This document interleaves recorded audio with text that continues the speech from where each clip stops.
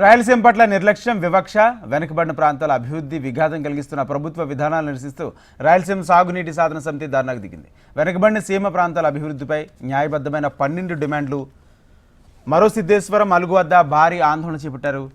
ఈ క్రమంలో నంద్యాల జిల్లా ఆత్మకూరు రెవెన్యూ డివిజన్లోని కొత్తపల్లి మండలం తహసీల్దార్ కార్యాలయం వద్ద సమితి ధర్నా నిర్వహించారు.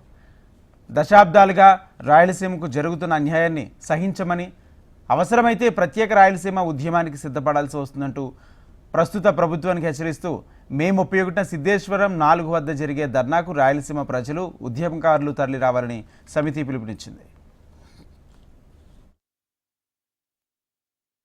ఈ ప్రాంతంలో ఉన్న శ్రీశైలం ప్రాజెక్టు రాయలసీమకే కాకుండా ఆంధ్రప్రదేశ్కి అంతా వెలుగును చిమ్మిస్తున్నది. అలాంటి శ్రీశైలం ప్రాజెక్టు యొక్క జీవితకాలాన్ని పెంచుకోవడం కోసం, దాన్ని పరిరక్షించుకోవడం కోసం కూడా సిద్ధేశ్వరాలకు నిర్మాణం చేపట్టాలని చెప్పి మేము కోరుకుంటూ, చివరిగా ఒక అంశాన్ని మాత్రం చంద్రబాబు నాయుడు గారికి చెప్తున్నాం. మీ మైండ్ సెట్ మార్చుకోండి. ఏపీ అంటే అమరావతి పోలవరం అనే మైండ్ సెట్ చాలా తప్పు.